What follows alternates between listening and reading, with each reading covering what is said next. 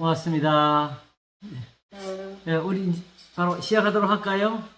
네. 잠시 기도하겠습니다. 하나님 아버지 감사합니다. 주님이 좋은 은사들을 내셔서 저희들로 하나님께 감사하게 하시고 오늘 하나님의 지혜로운 말씀으로 우리를 가르치셔서 하나님의 은혜에 이르도록 도우시니 감사합니다. 이 시간도 하나님의 인자한 말씀을 듣게 하소서. 감사하옵고 예수님 이름으로 기도합나이다. 아멘.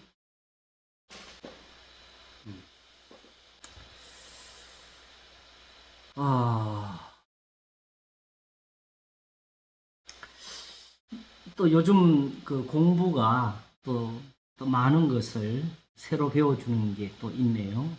다 했는 것 같은데도.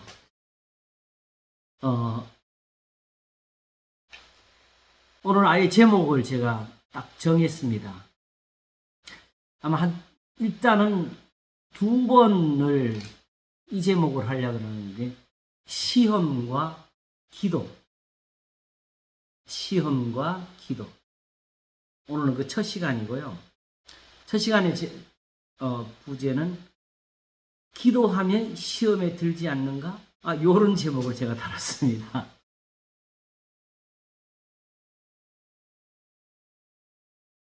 왜 그러냐 하게 되면은, 이제 생각해 보니까, 그 무심코 들었던, 그냥 시험에 들지 않기도 하라. 그냥 요즘 우리가 배운 그 시험의 그 내용에 대해서만, 시험의 의미를 찾는데, 그래서 거기에 우리 생각이 닿았는데, 이제 생각해 보니까, 예수님이 굳이 주기도문에서는 우리를 시험에 들게 하지 마옵시고, 이 표현을 썼어요. 그렇지요? 그리고 보게 되면 똑같은 표현을 겟세마네에서 쓰셨어요. 자고 있는 제자들에게 오셔가지고 시험에 들지 않게 깨어있어 기도하라. 이게 문득 머릿속에 드는 거예요.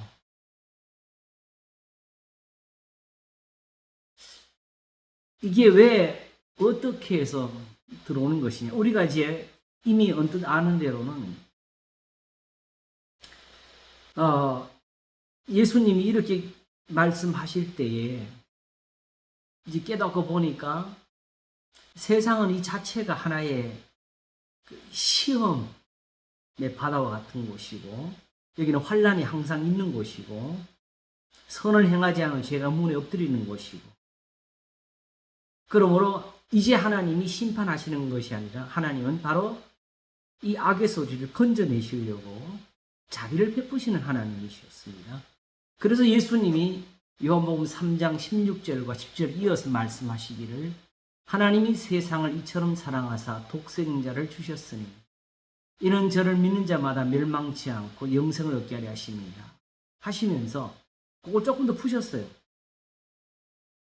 바로 16절에 그 말씀 하시고 11절에는 뭐라고 하셨냐게 되면, 하나님이 그 아들을 세상에 보내신 것은 세상을 심판하려 하심이 아니요. 요 다른 표현은 정죄죠. 도리어 믿는 자마다 영생을 얻게 하려 하심이니라. 이렇게 하셨어요. 자, 여기서 우리가 큰 착각을 했던 게 있었지요. 하나님의 계명을 우리가 두고 이걸 행하느냐 마느냐는 따질 때는 거기서 구원을 우리가 정했다. 누가 이걸 다 지켜서 구원받을 수 있느냐. 이미 그걸 행할 자격조차도 없는 게 우리거든요. 왜냐? 만일 예수 그리스도께서 피 흘리신 은혜가 없다면 그걸 지켰다고 우리 죄가 뭐가 씻어지겠어요?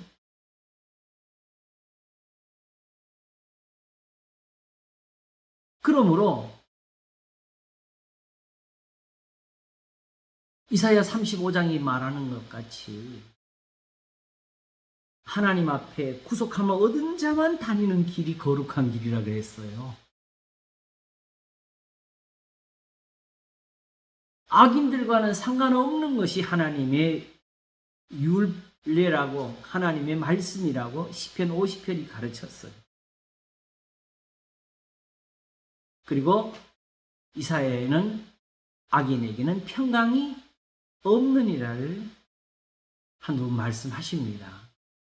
왜 이 말을 했겠어요?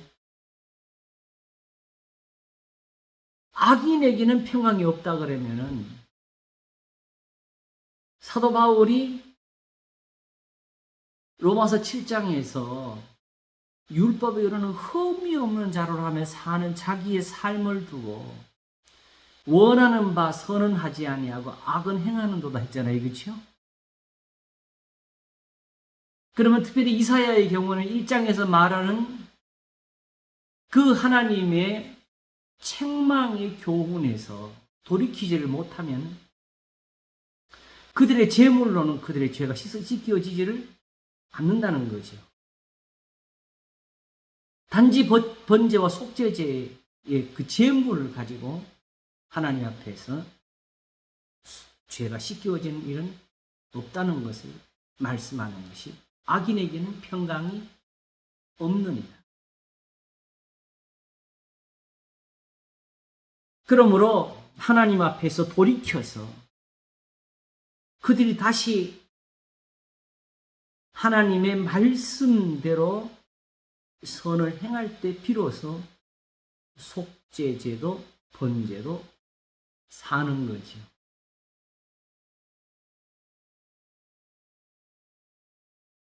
자, 이와 같이 생각할 때에 그렇다면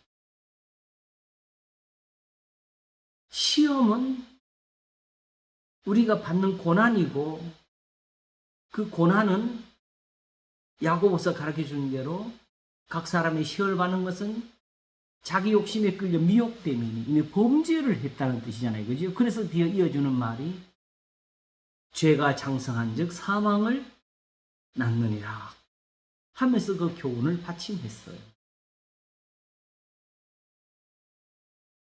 그러면 이런 시험이 기도를 한다고 이게 막아질까요?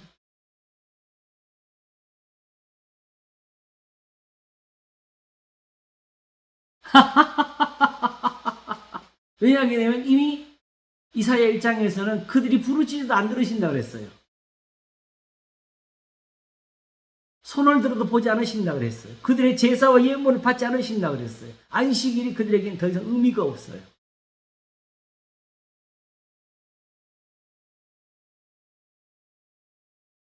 그러므로 단지 기도를 한다.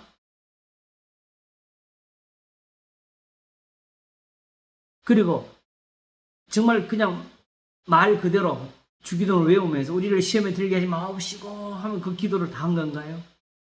예수님이 그걸 가르쳤을까? 이게 문득 들어온 거예요.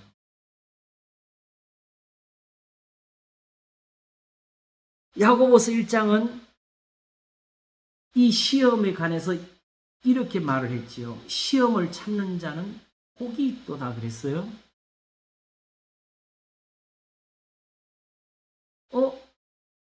그러면 아예 여기서는 시험을 참는다 그랬으니까 우리가 판단하고 생각하는 대로 들어가게 되면 시험을 받고 참는 게 복이 있는데 그냥 예수님 말씀대로 하게 되면 시험을 받지 않도록 기도하라는 이 뜻이 되는 거거든요.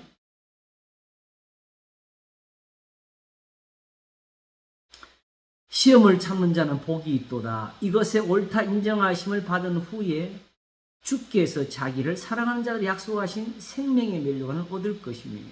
이 면류관도 이렇게 표현해 놓으니까 전부 다 우리식으로 해석해가지고 뭐 개털 모자 쓴다는 뭐 별 생각을 다 하고 아마 어떤 그 여성도인데 그 남편이 장로님이셨는데 돌아가신 자리에서 그 친구 권사님이 가서 그분이 권사님인데 그래도 장로님은 하나님을 믿고 가셨으니까 천국에 가셨을 거라고 위로를 했더니 그 부인이 아마 장로님한테 불만이 많았었나 봐. 천국에 가도 개털모자 쓸 사람도 있다고 그러더래. 자기 남편을 주고.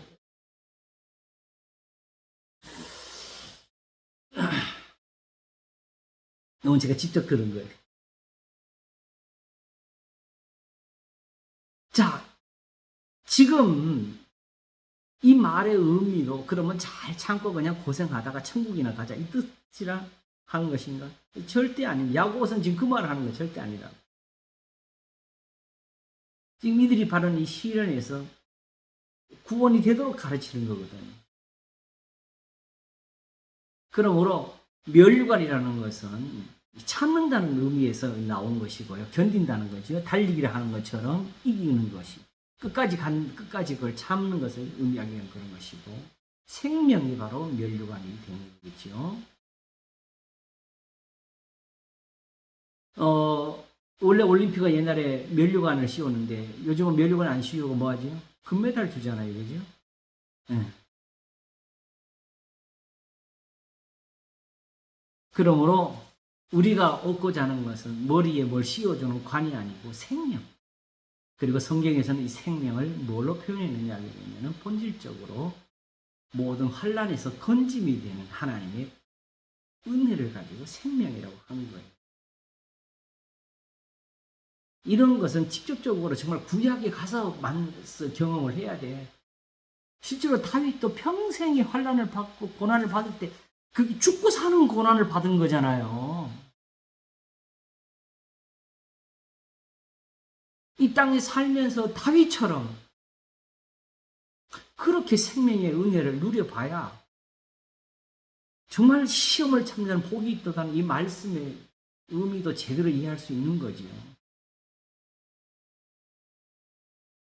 그리고 13절은 말하기를 사람이 시험을 받을 때에 내가 하나님께 시험을 받는다 하지 말지니 하나님은 악에게 시험을 받지도 아니하시고 친히 아무도 시험하지 아니하시니라 그랬어요? 그렇죠?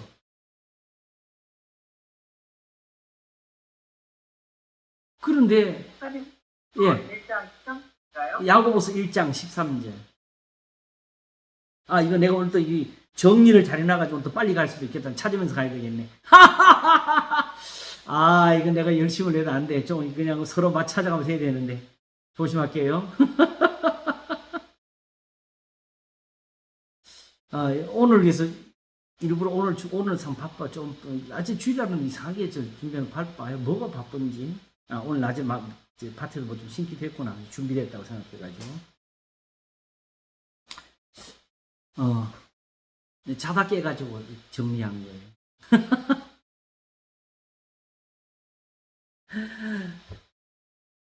이제 한번 밤에 한 번 이렇게 잠을 깰 때가 있거든요.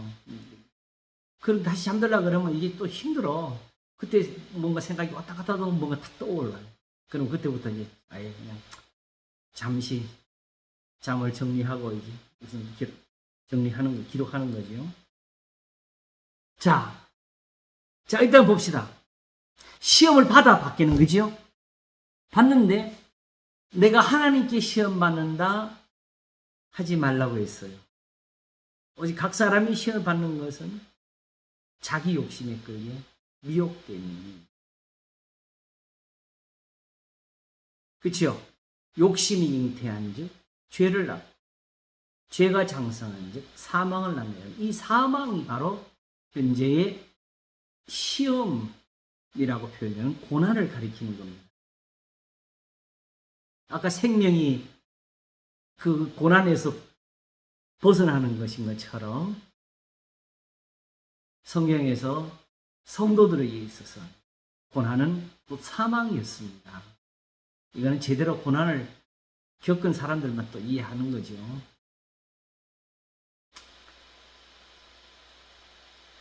자, 그러한데 시험을 받지도 아니하시고 친히 아무도 시험하지 아니하시는 하나님께서 사실은 보면 이같이 사람을 시험하는 것 같은 표현들이 성경에 또 나왔어요. 그래서 책은 어디서 봤지요? 시편 66편에서 봤지요? 10절에 다시 또 찾으면서 할까요? 시편 66편 10절 여기서 본 거지요.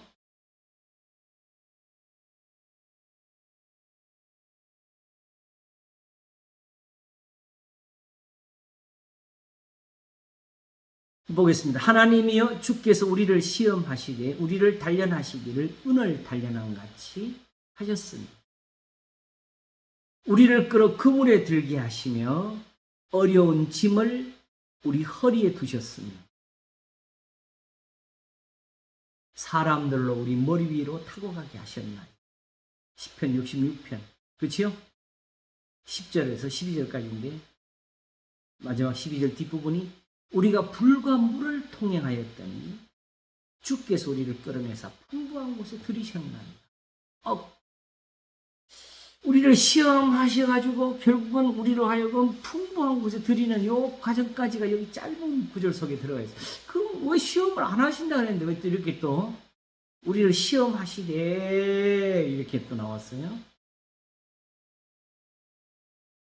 그러면 이런 시험을 받는 게 좋아요, 안 받는 게 좋아요? 일단 야고보서 1장 12절에서는 시험을 참는 자는 복이 있다. 거기로 가면 또 그치요? 잠언 17장 3절을 한번 찾아보시겠습니다. 하나님께는 이제 보면은 연단이라는 시험이 있습니다. 여기도 결국은 우리를 시험하시되 우리를 단련하시기를 그랬잖아요. 그지요? 하면서 은을 단련한 같이 하셨습니다. 그러나 그것은 결국 우리를 끌어 그물에 들게 하시며 어려운 짐을 우리 허리에 두셨으며 사람들로 우리 머리를 타고 가게 하셨나이다. 이 고난이었어요. 그렇죠? 불과 물을 통행하는 것 같은 그런 시련을 겪었는데 바로 잠언 17장 3절이 적기를 도가니는 은을 풀무는 금을 연단하거니와 여호와는 마음을 연단하시느니라. 자, 각 사람이 시험을 받는 것은 자기 욕심에 끌려 미혹되는데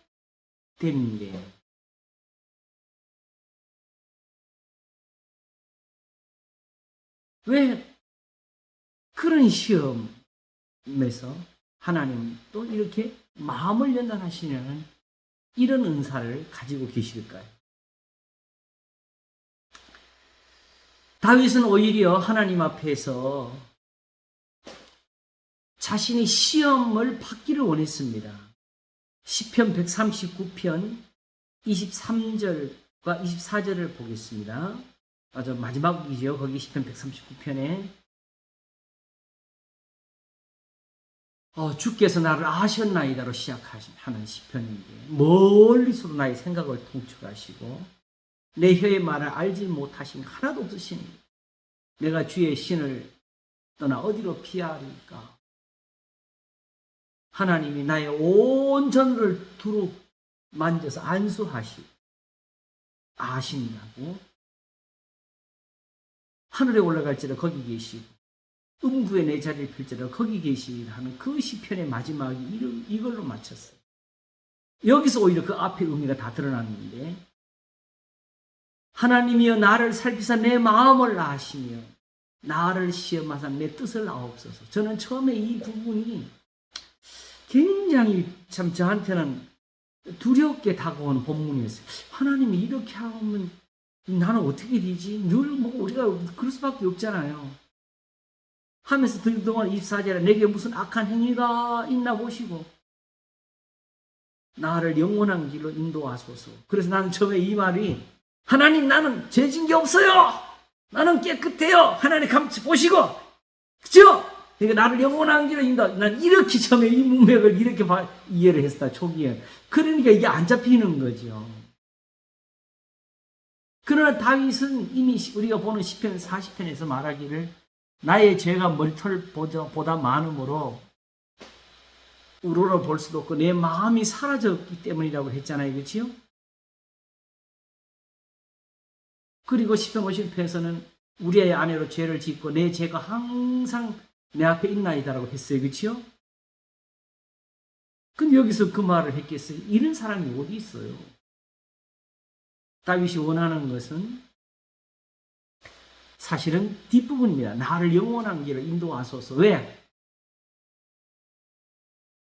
내가 스스로는 내 마음을 판단할 수도 없고 내 속에 무슨 악이 있는지 내가 알 수가 없으니까 하나님이 나를 시험하시고 하나님이 내 생각을 살펴 아셔서 나한테 무슨 악한 행위가 있나 보시거든 나를 버려두지 마시고 하늘에 올라갈지라도 거기 계시고 음부의 자리를 펼지라도 거기 계시고 그 사랑 주셔서 나를 그 악에서 건져내소서 하는 게 그게 무슨 뜻이냐면 앞에서 나를 아셨나이다. 하나님이 내가 아니고 내가 잘 섬겨서가 아니고 내가 열심을 내서 사랑하시는 것이 아니고 하나님이 내 마음을 아셔가지고 이렇게 살펴가지고 나를 바른 길로 인도하셔서 지금까지 내가 다윗이 됐습니다.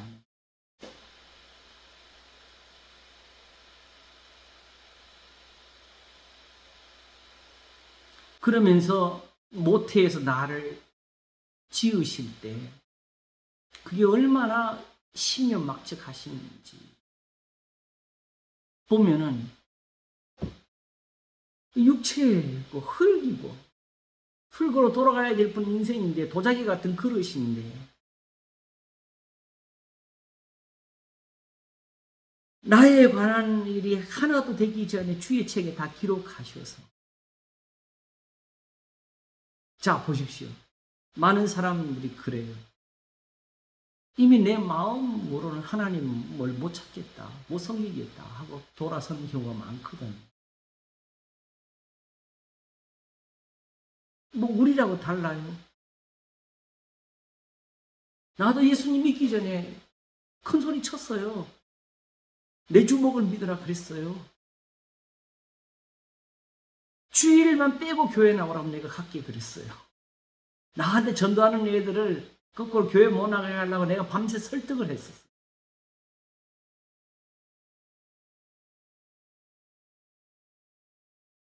그런데 그런 무지한 인간을 이렇게 바꾸실 수가 있는 게 하나님이시라. 결국은 육체밖에 안 되는 것.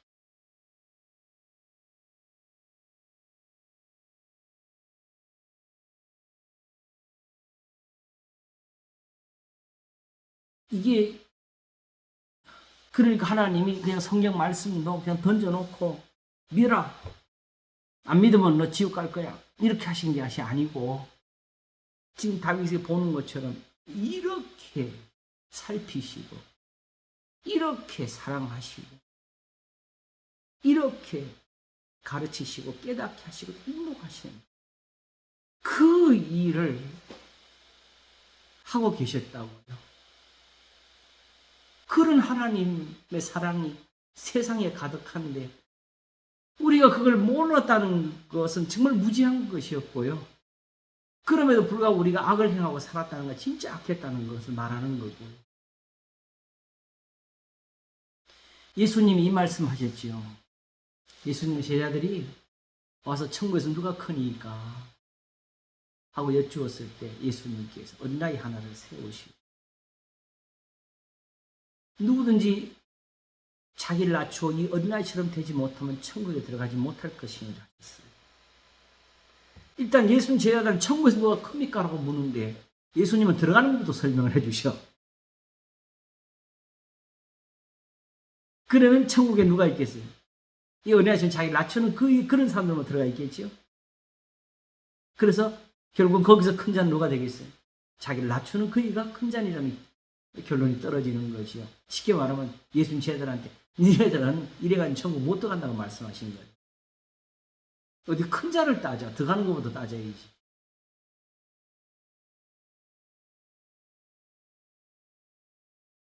그때에 예수님께서 어린아이가 내게 오는 것을 금하지 말라고 하셨어요. 그걸 어린아이를 두고 하신 말씀이 누구든지 이 어린아이 하나를 실족해 합니다. 차라리 연자맷돌을 그 목에 매이고 흉만 빠뜨리는 걸 나으냐 하셨는데, 이것도 세상에 있는 가르치는 사람들이 이걸 틀면 어떻게 틀는지 아세요? 자기 목에 다는 게 아니고 그럴 바에 어린아이를 차라리 빨리 죽이는 게 낫다, 이렇게 가르치는 사람도 있더라고요. 와, 이렇게 세상이 약해.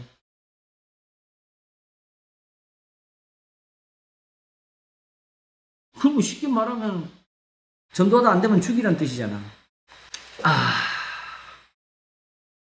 그때 예수님께서 어린아이 하나라도 실족해 하지 말라 하시면서 무슨 말씀 하셨냐면,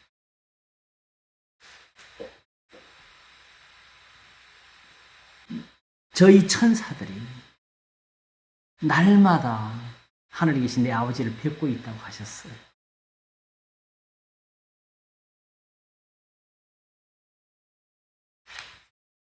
그거 깨달아지게 진짜 오래 걸렸어요. 세상에 그런 거 눈에 보여요? 안 보이잖아요. 그렇죠? 결국 뭘 말해요? 거기서 단지 그 아이들이 예수님께 나오는 걸 막지 말라는 의미가 뭐겠어요?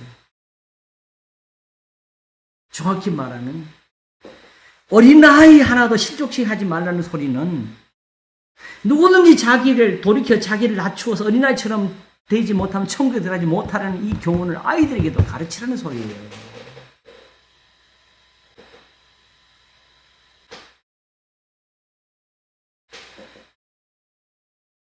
어린아이 하나라도 실족해 하지 말아야 될 이 교훈을 제자들은 그걸 무시하고 예수님 잡히시는 그날 밤까지 하늘에서 누가 높으냐고 싸우고 살았다고요.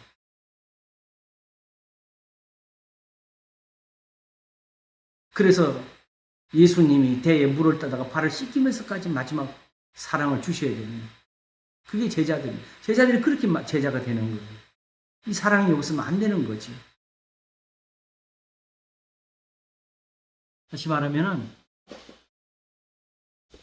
예수님이 그때 말씀하신 것이 어린아이 하나라도 실족해 하지 말라 하셨을 때에 저희 천사들이 날마다 하늘에 계신 내 아버지를 뵙고 있느라 하셨죠. 그게 뭐냐 하게 되면은 결국 그 어린아이 하나라도 실족하게 하지 않는다는 것은 너희들이 지금 나한테 드는 이 교훈을 저 아이한테도 가르쳐야 된다는 뜻이에요. 천사들이 왜 하나님을 뵙고 있겠어요? 그 교훈을 전하려고 그러는 거죠. 어린아이라도.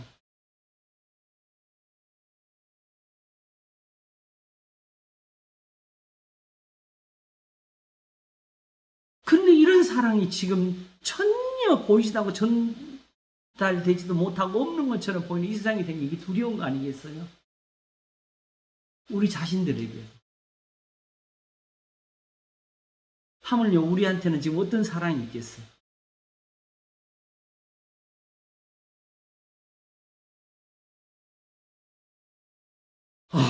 주여.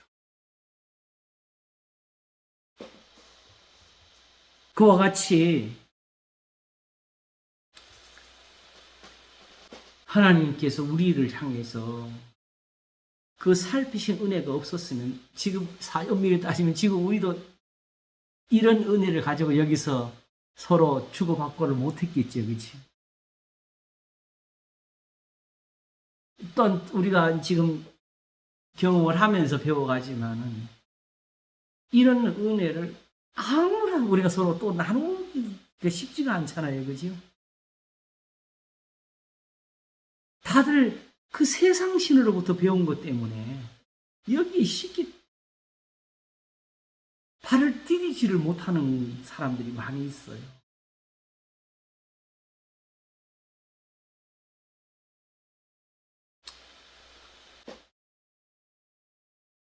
자, 그러면 여기서 다윗이 보여줄 때 분명히 하나님의 이 시험이라는 것은 굉장히 좋은 뜻으로 썼지요. 그렇죠?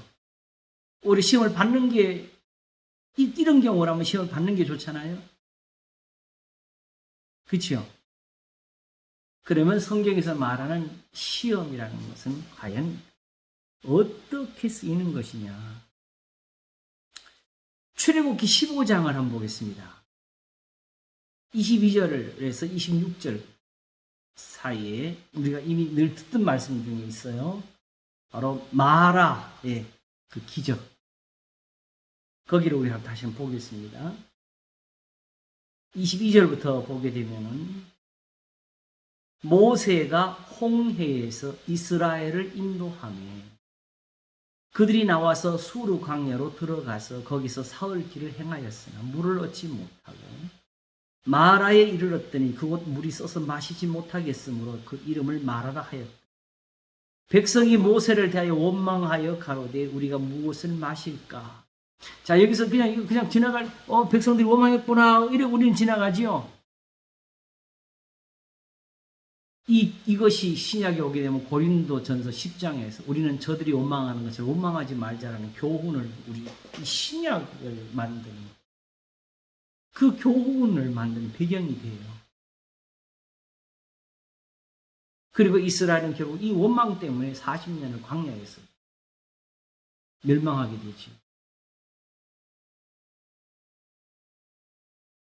자, 그러니 이런 이스라엘을 하나님이 어떻게 하셔야 되겠어요? 도우셔야 되겠어요? 그냥 그대로 그냥 버리셔야 되겠어요?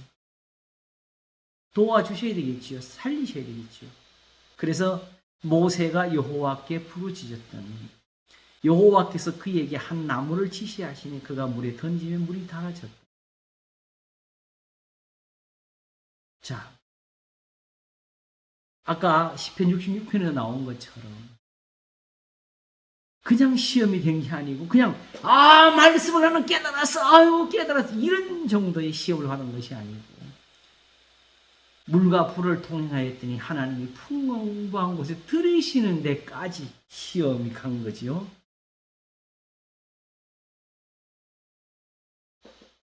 도가니로 은을 풀무로 금을 연단하거니와 여호와는 마음을 연단하시려는 그 부분이 여기서 이제 보기 시작하는 거예요. 이때 하나님께서 거기서 여호와께서 그들을 위하여 법도와 율례를 정하시고 그들을 시험하실세.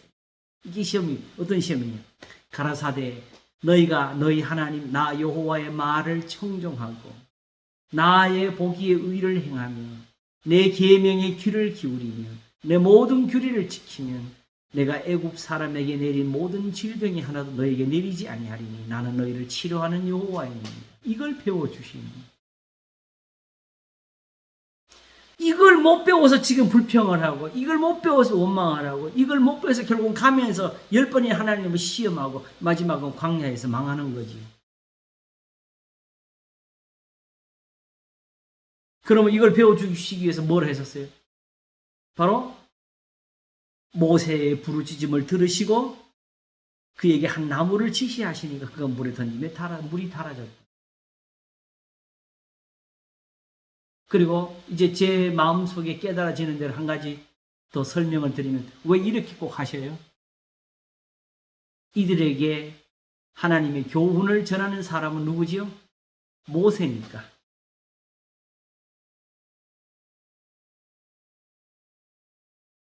세상에서는 하나님의 말씀을 어디서 듣느냐?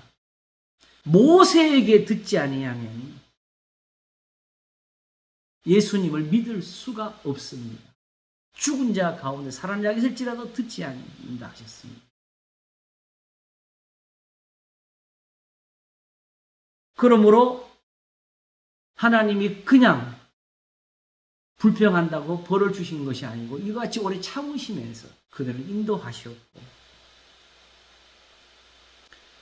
이렇게 함에도 불구하고 그들이 완악하고 그들이 거역함을 인해 가지고 결국은 심판을 하신 거지요. 그것은 왜? 그때 계심에서? 아니지요. 이 하나님의 의에 들지를 못하니까 그런 거지. 또 하나는 그 후손들에게는 그런 일이 안 일어나도록 본을 주셔야 되겠지요. 결국 그냥 시험 보듯이 시험을 하신 것이 아니고 이게 연단이라는 표현이 되는 것처럼 저들에게 하나님의 계명의 말씀을 지키면 애굽에 내린 재앙을 하나도 내리지 않겠다는 이것을 깨닫게 해주는 요 과정이 뭐예요? 시험이 시험. 이렇게 해서 그들이 이걸 깨달았으면 시험을 받은 거예요. 연단을 얻은 거예요.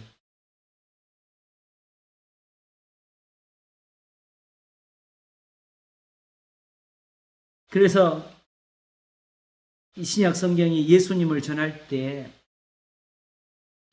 이사야죠. 거기 전하는데 내가 예루살렘에 한 기초돌을 두는데 이거는 시험한 돌이라고 하셨어요. 그렇죠?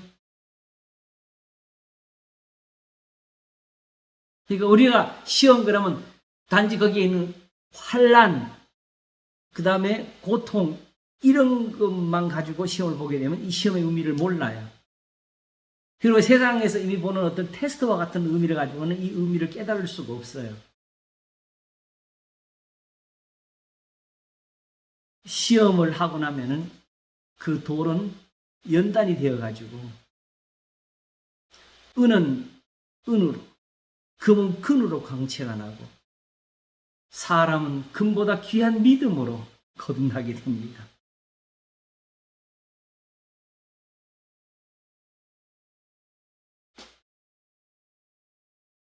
그런데 이것이 왜 이렇게 고난을 통해서 되어지느냐? 고난을 통해 되어지는 것이 아니고, 고난은 아까 뭐라 그랬어요? 자기 욕심에 끌려 미혹됨이라고 했잖아요. 그치요? 사실은 사람이 시험을 받고 연단이 되려면 어떤 과정을 거쳐야 되냐게 되면 하나님의 사신 것을 눈으로 보는 것이 있어야 되고 그 능력을 맛보는 것이 있어야 돼요. 오히려 거기에 대한 믿음이 없어서 하나님께 범죄하고 악을 행해서 죄를 지었고 그 벌을 받고 있는 거 아니겠어요? 그러니 오히려 하나님의 말씀의 선한 것을 어디서 맛보느냐? 그 고난받을 때 하나님이 그 진리로 건져주시는 데서 진짜 배우는 거지.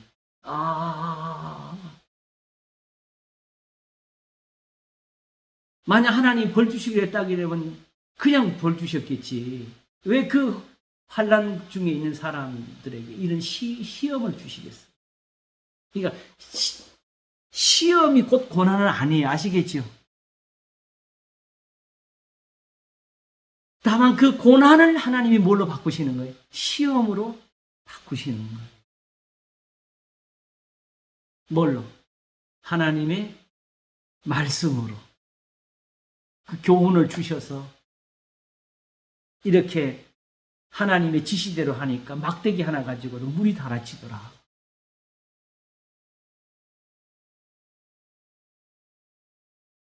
결국은 하나님이 단순히 욥을 하신 것이 아니라 궁극적으로는 이들이 들어갈 가나안 땅에서까지 이렇게 되기를 원하신 거지요. 들어가서 결국은 이 시험을 떠나가지고 이걸 잊어버렸을 때 그들이 다시 타락이 시작됐고 그들은 하나님의 집을 더럽히는 데까지 갔고 하나님이 그래서 성전을 무너뜨린 데까지. 자, 이런 연단을 한번 한 군데 더 볼까요? 바로 또 16장입니다. 16장과 뭐가 나오냐면 만나가 나오지요.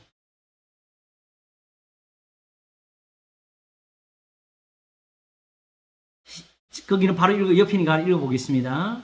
이스라엘 자손의 온 회중이 엘림에서 떠나 엘림과 시내산 사이 신광야에 이르니 애굽에서 나온 후 제2월 15일이라. 이스라엘 온 회중이 그 광야에서 모세와 아론을 원망하여 그들에게 이르되 우리가 애굽 땅에서 고기 가마 곁에 앉았던 때와 떡을 배불리 먹던 때에 여호와의 손에 죽었더는 좋았을 것을. 너희가 이 광야로 우리를 인도하여 내어 이 온 회중으로 줄여 죽게 하는도다. 이때에 여호와께서 모세에게 이르시되 보라 내가 너희를 위하여 하늘에서 양식을 비같이 내리니 백성이 나가서 일용할 것을 날마다 거둘 것이라.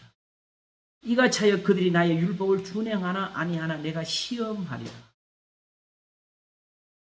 여기 또 이건 또 테스트하는 것 같이 보이네요.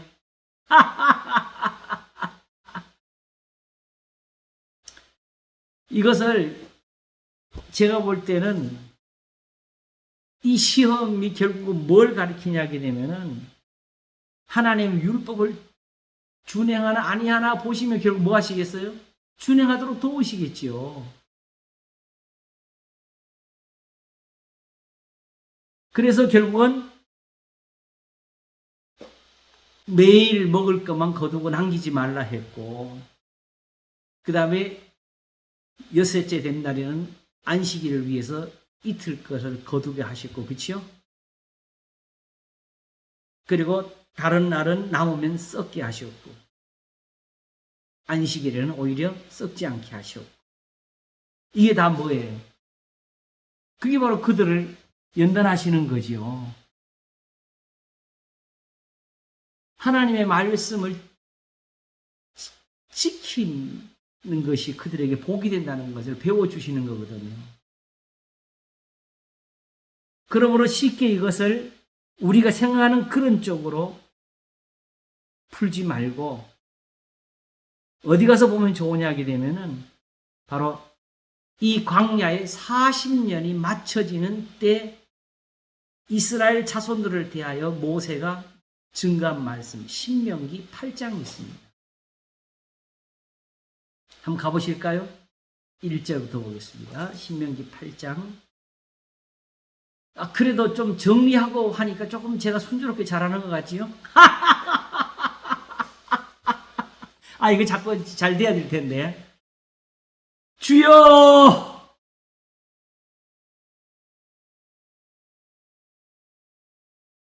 자, 8장 1절부터 보겠습니다. 내가 오늘날 명하는 모든 명령을 너희는 지켜 행하라. 이게 바로 이 신명기 8장의 주제입니다. 아시겠죠? 내가 오늘날 명하는 모든 명령을 너희는 지켜 행하라. 그리하면 너희가 살고 번성하고 여호와께서 너희의 열조에게 맹세하신 땅에 들어가서 그것을 얻으리라.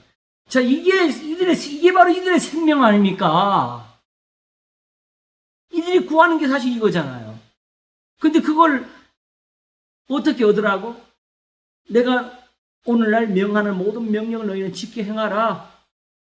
하나님 왜 나에게 지시하셔서 막대기 하나로 던져가지고 쓴물을 달게 만드셨느냐? 너한테 이런 거 전하게 하려고 그런 것이라는 거지요. 그러면서 광야 40년의 의미를 거기 적는데 2절에 내 하나님 여호와께서 이 40년 동안에 너로 광야의 길을 걷게 하신 것을 기억하라. 이는 너를 낮추시며 너를 시험하사 내 마음이 어떠한지 그 명령을 지키는지 안 지키는지 알려 하십니다. 계속 같은 표현을 썼지요. 그러나 이게 알려 하심이라고 그냥 그러니까 안 지키는구나. 그것이 아니고 3절 너를 낮추시며 너로 줄이게 하시며 또 너도 알지 못하며 내 열조도 알지 못하던 만나를 내게 먹이신 것은 사람이 떡으로만 사는 것이 아니요 여호와의 입에서 나오는 모든 말씀으로 사는 줄을 너로 알게 하려 하십니다. 궁극적으로 하나님의 모든 시험은 저들에게 사람이 떡으로만 사는 것이 아니요 하나님의 입으로 나오는 모둠으로 사는 것을 알게 하려 배워주시는 데 목적이 있는 거예요. 어떻게 배워주셨느냐? 4절 이 40년 동안에 내 의복이 헤어지지 아니하여 내 발이 부르지 아니하였느니라 하면서 이 40년을 어떻게 받아들여도 가르쳤냐? 너는 사람이 그 아들을 징계한 같이 내 하나님 여호와께서 너를 징계하시는 줄 마음에 생각하고 내 하나님 여호와의 명령을 지켜 그 도를 행하며 그를 경외할지니라. 시험은 어떻게 이루어지느냐? 만일 하나님께서 그냥 진노하셨다면 그 40년으로 끝나는 거지요. 그러나 그 40년은 분명히 하나님의 진노하신 거예요. 그죠? 하나님 벌 주신 세월이. 그런데도 하나님이 거기서 만나를 끊치질 않으셨어요. 하나님 벌을 주시는 동안에도 하나님은 여전히 구름 기둥과 불 기둥을 멈추지 아니하셨어요.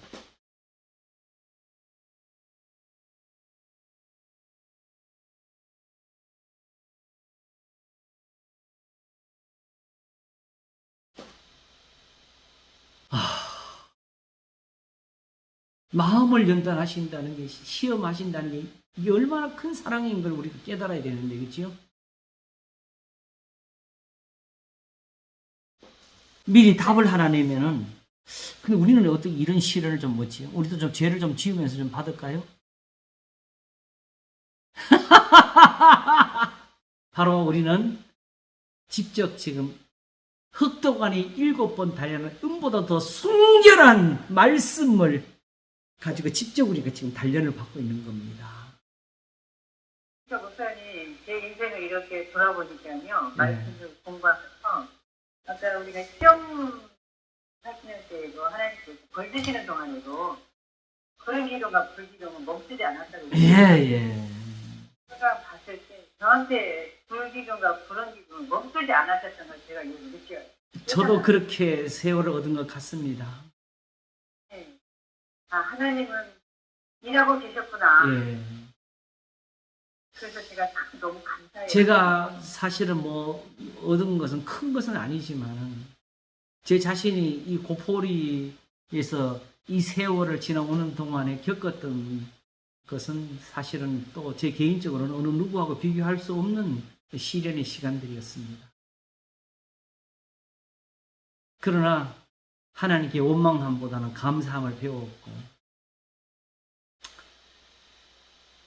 불평함보다는 하나님 앞에 두려움을 배웠고, 그리고 오늘 이와 같이 우리 성도들과 함께 이런 은혜를 나누는 이런 자리까지 하나님께 얻었습니다. 저도 이런 것을 얻지 못했으면 또 이렇게 배워드리지를 못하겠죠. 그렇죠? 주여, 제가 오늘 아침 설교 때는 시작할 때 이런 말을 좀 했어요.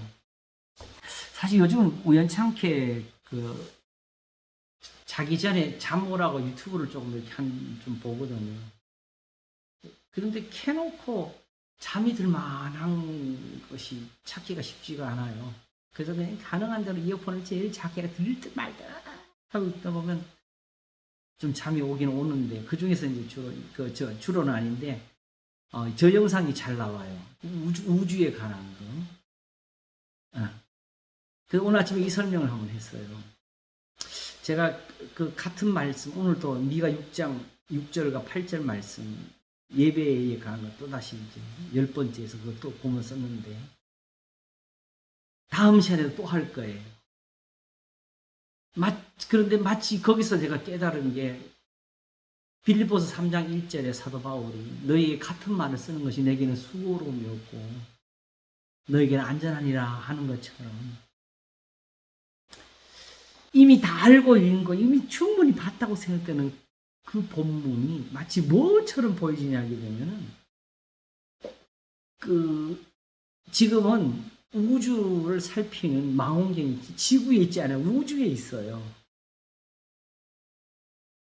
지금은 뭐 제임스 웹이라는 그런 망원경을 띄워놓고 보는데, 그냥 안 보이는 것을 적외선하고 뭐라 그러나, 핵에서 나오는 그 전파들 있잖아요. 그런 걸 받아가지고 영상을 만들어내는데, 하늘에 별이 많은데 저쪽에 캄캄한 데는 왜 저렇게 캄캄하지 하고 그쪽으로 돌려가지고 계속 망원경을 틀어놓고 있으니까 지금 우리 눈에 보이는 별보다도 비교할 수 없는 별들이 거기 숨어 있어요. 우주에도 먼지가 있고 얼음도 있고 그래가지고, 그리고 또 멀기도 하고 그래서 그 빛들이 우리 눈에는 안 들어오는 건데 그걸 잡아냈어요. 그런데 거기 있는 별들의 숫자가 지금 은하수에 있는 숫자하고 비교, 우리 은하수도 보게 되면 하늘에 뿌옇잖아요. 그죠? 근데 지금 우리 지구, 태양이 지금 은하수의 한 부분이거든요. 그러면 그 은하수 사이에 별들과 별 사이 거리가 얼마나 멀다가요? 그걸 우리가 지금, 우리가 은하수 속인데 그 은하수 우리한테 무슨 우연 안개처럼 하늘에 보이는데. 그 은하수가 얼마나 큰지 알 수 있겠죠. 그런데 결국은 은하수를 들여다보게 되면 별과 별 사이에 태양보다 더 큰 별들이 쏟아져 있는 게 그 은하수고. 수천억 개. 그런데 그 어두컴컴 그쪽으로 계속 비치고 있으니까 거기에 있는 별들이 이 은하수 비교가 안 되게. 쉽게 말하면 은하수와 같은 이 은하수가 수천억 개가.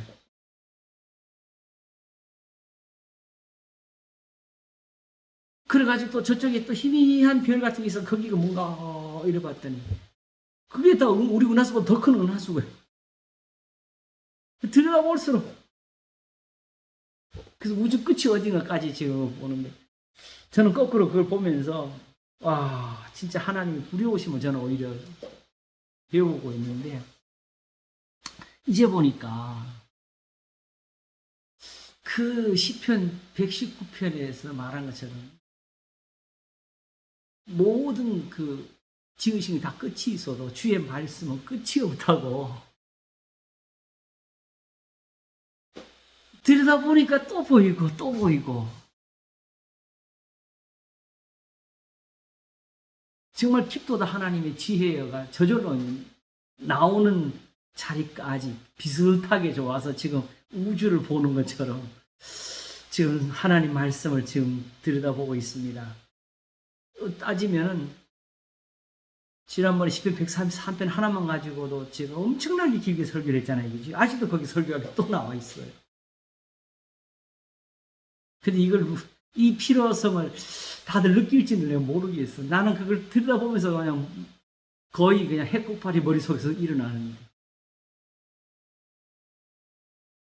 자세하게 알수록 희미한 것이 확실해지니까 우리한테 좋은 겁니다. 그렇죠? 오늘 아침에는 사람아 주께서 선한 것이 무엇임을 내게 보이시나니 여호와께서 내게 구하시는 것이 오직 공의를 행하며 인자를 사랑하며 겸손을 행하는 것이 아니냐고 하는 그 부분에서 왜 이걸 왜 예배로 정하셨을까 하는 거기에 이제 질문이 나왔고 그 답을 얻어 설교한 건 거기서 다음 주일은 그런데 굳이 또 이렇게 하신 이유가 뭐냐가 한 번 더 해야 될 이유가 남아가지고 이제 다음 주일까지 하려고 하는데 이게 결국 시험이란 것도 이미 많이 공부했는데도 이런 깊이가 또 나와요. 오늘 아침에 제가 목사님 설교를 저희를 못 가고 설교를 누워서 들었는데 목사님 설교를 들으면 또 눈물이 나는 거예요. 하나님 사랑이 그냥 막 보이죠, 그죠? 이제 자꾸 더 보이고. 저도 설교하면서 사실 울었어요. 눈물을 흘리면서 예. 성경을 읽을 때 벅차가지고. 자, 그러면 하나님이 이런 시험을 또 하신 곳이 있는데 우리 한번 볼까요? 바로 출애굽기 20장입니다.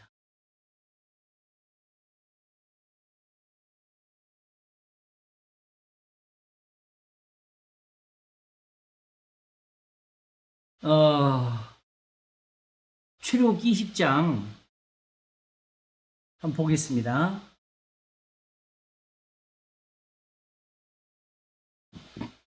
이제 하나님이 거기서 십계명을 주셨죠, 그죠?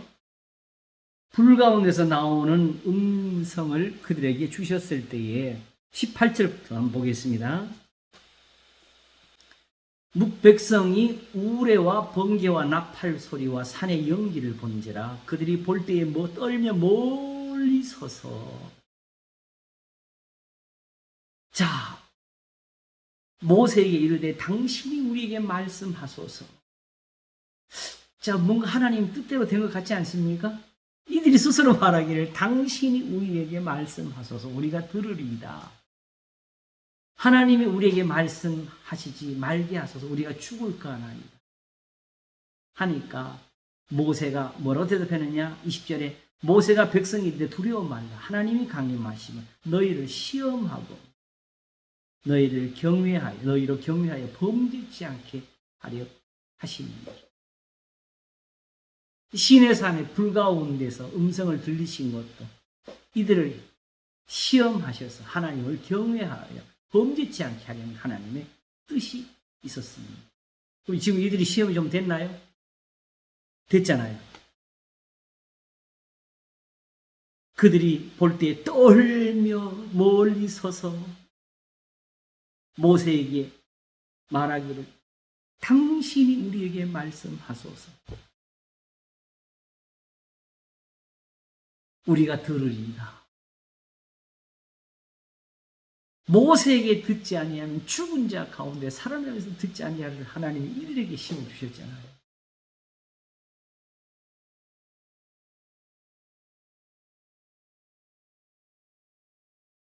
그러므로 사실상 이 우리한테 이렇게 이제 번역이 되는 이런 부분들이 뭔가 지금 문맥하고 좀 조금 맞지 않는 부분이 보이긴 보여요. 그러나 분명해서 분명히 이게 보이죠, 그죠?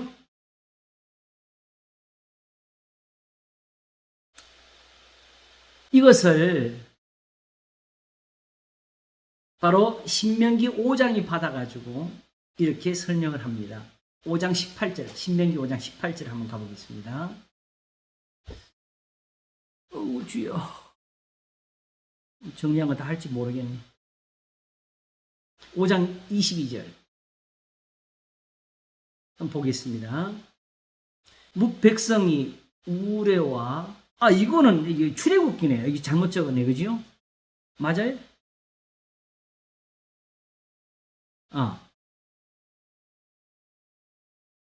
이건 출애굽기예요, 출애굽기. 예. 출애굽기 내가 적었고, 예. 요게 이제 신명기. 쭉쭉쭉쭉. 내가 앞부분에 해놨나? 신명기 5장 맞아요. 맞지요? 예. 네. 예. 신명기 5장을 한번 가겠습니다.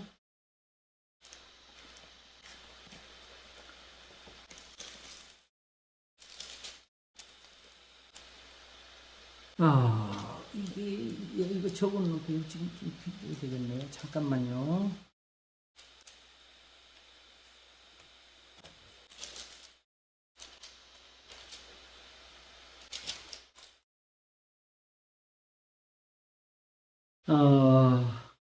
하나님께서 이걸 어떻게 설명해 주냐게 되면은 바로 신명기 5장 23절부터 한번 우리 읽어보겠습니다. 산이 불에 타며 캄캄한 가운데서 나오는 그 소리를 너희가 듣고 너희 지파의 두령과 장로들이 내게 나와 말하되 우리 하나님 여호와께서 그 영광과 위엄을 우리에게 보이시며 불 가운데서 나오는 음성을 우리가 들었고 하나님이 사람과 말씀하시되 그 사람이 생존하는 것을 오늘 우리가 보았나이다. 이제 우리가 죽을 까닭이 무엇입니까? 이 큰 불이 우리를 삼킬 것이요. 우리가 우리 하나님 여호와의 음성을 다시 들으면 죽을 것이요. 무릇 육신을 가진 자가 우리처럼 사시는 하나님의 음성이 불 가운데서 바람을 듣고 생존한 자가 누구니까? 당신은 가까이 나아가서 우리 하나님 여호와의 하시는 말씀을 다 듣고 우리 하나님 여호와의 당신에게 이르신 것을 다 우리에게 전하소서. 우리가 듣고 행하겠나요? 여기 상세하게 좀 이제 이 부분이 설명이 되죠, 그죠? 이 정말 연단이 잘 됐어요. 하나님이 원하시는 거죠. 그래서 그 다음 28절이 나옵니다. 여호와께서 너희가 내게 말할 때에 너희의 말하는 소리를 들으신지라. 여호와께서 내게 이르시되 이 백성이 내게 말하는 그 말소리를 내가 들은즉 그 말이 옳도다. 다만 그들이 항상 이 같은 마음을 품어 나를 경외하며 나의 모든 명령을 지켜서 그들과 그 자손이 영원히 복받기를 원하노라. 요거죠. 결국은 사람이 사는 것이 여기에 있어. 하나님께 와서 뭘 비는 것이 아니었고. 그래서 30절부터 계속 마지막 읽어보겠습니다. 가서 그들에게 각기 장막으로 돌아가라 이르고 너는 여기 내 곁에 섰으라. 내가 모든 명령과 규례와 법도를 내게 이르리니 너는 그것을 그들에게 가르쳐서 내가 그들에게 기업으로 주는 땅에서 그들로 이를 행하게 하라. 이거지. 이걸 주시는 거죠, 이제. 이게 그들에게 전해지고 그들이 이것을 행하며 사는 거고, 이게 전해지지 못하면 그들의 예배가 아무 의미가 없지요. 지금 우리가 그동안에 스스로 2000년 동안 우리가 신학을 발전시켰다고 하는데, 신학은 내가 볼 때는 거의 장님 수준이에요. 우리는 모르는 것까지 다 터었지.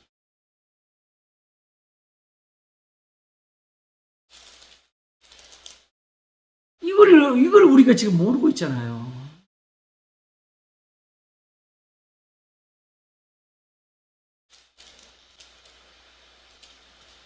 휴. 32절 그런즉 너희 하나님 여호와께서 너희에게 명령하신 대로 너희는 상가 행하여 좌로나 우로나 치우치지 말고 너희 하나님 여호와께서 너희에게 명하신 모든 보호를 행하라. 그리하면 너희가 삶을 얻고 복을 얻어서 너희 얻은 땅에서 너희의 날이 장구하리라.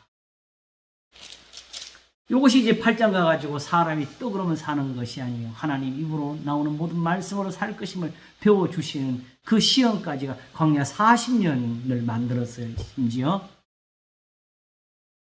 따지면은 지금 이 시내산에서 연단하신 것을 그들이 사실은 배반한 거였잖아요. 그걸 광야 40년 동안 하나님께서 만나를 먹이시면서 다시 배워주신 거예요. 이런 것을 성경은 시험이라고 이렇게 하는 거죠. 그죠? 자,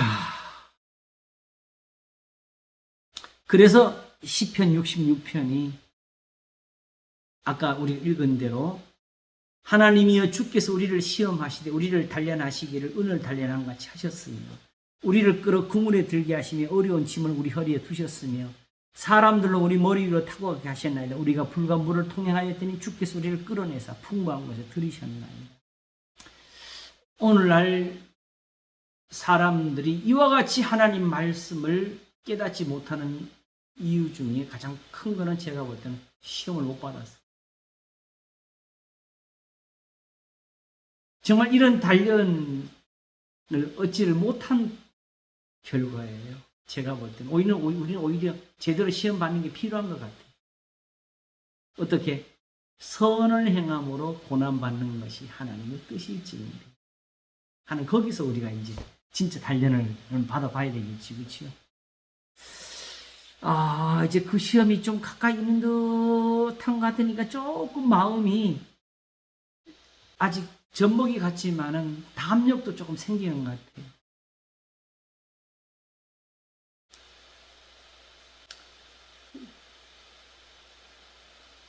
내가 하나님을 의지하고 그 말씀을 찬송하리라.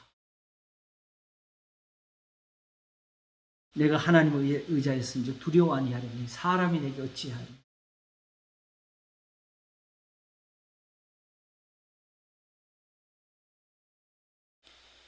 그래서 결국은 시험을 참는 복이 있도다라는 말씀이 나온 거고 이 시험이 우리한테는 하나님 앞에서 믿음이라는 것을 만들어주게 되고 이 믿음이 우리한테 또한 시련을 기쁨으로 만드는 은혜를 주는데 야고보서가 사실은 시작할 때 이걸 먼저 적었어요. 1장 2절에 내 형제들아 너희가 여러 가지 시험을 만나거든 온전히 기쁘게 여기라. 이는 너희 믿음의 시련이 인내를 만들어낸 줄 너희가 알미라. 인내를 온전히 이루라. 이는 너희로 온전하고 구비하여 조금도 부족함이 없게 하려 합니다. 자, 이제 어느 정도 우리가 그림을 하나를 그려 가야 되겠어요. 본래는 자기 욕심에 끌려 미혹됨이라는 거기서 우리가 벌을 받고 있는 거였죠. 그런데 하나님께서 마치 이스라엘 자손들을 들이 그 벌 받는 순간 광야의 40년 동안에 구름과 불기둥을 거두지 아니하셨고 만나를 거두지 아니하셨던 것처럼 우리의 고난 가운데서 하나님의 말씀을 우리한테 거두지 아니하셔가지고 그 말씀이 우리한테 바로 생명이라는 것을 배워주시고 그 말씀을 의지해서 이 고난을 벗을 때에 우리가 연단이 되는 거지요. 그렇죠? 단지 성경 좀 읽었다고 연단되는 건 아니에요.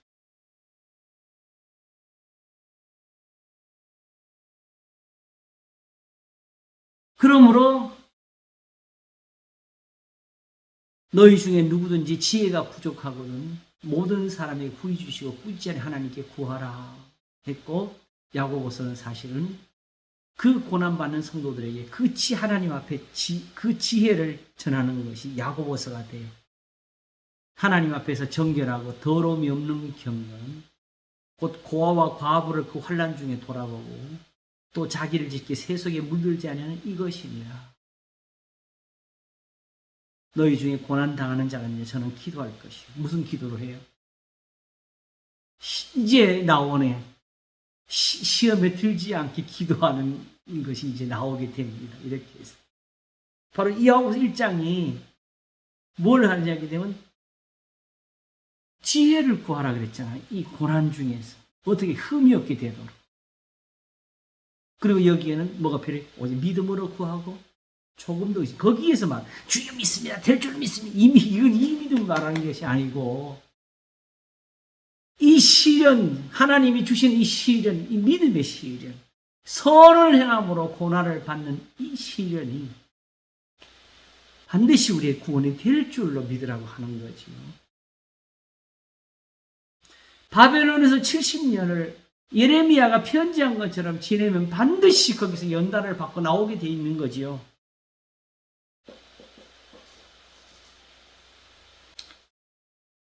그러므로 낮은 형제는 자기의 높음을 자랑하고 부한 형제는 자기의 낮아짐을 자랑하지 풀의 꽃과 같이 지나갑니다. 하면서 오직 하나님이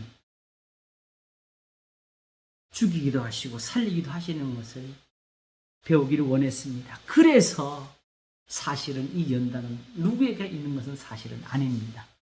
하나님의 택하신 자들만이 가질 수 있는 선물입니다. 시편 94편 12절과 13절을 보겠습니다.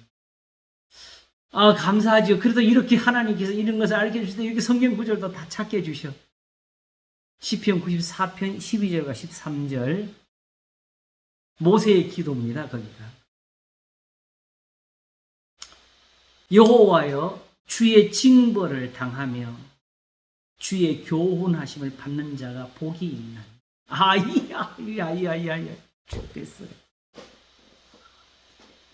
여호와여 주의 징벌을 당하며 주의 법으로 교훈을 받는 자가 복이 있나니. 이런 사람에게는 환난의 날에 벗어나게 하사 악인을 위하여 구덩이를 팔 때까지 평안을 주시리라. 그래서 그 고난 중에도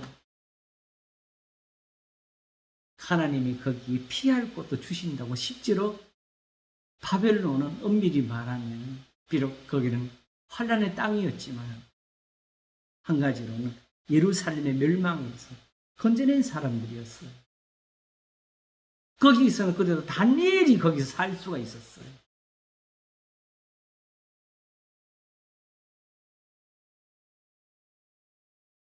자, 그러므로 요 시편 94편 12절과 13절을 잘 기억하시기 바랍니다.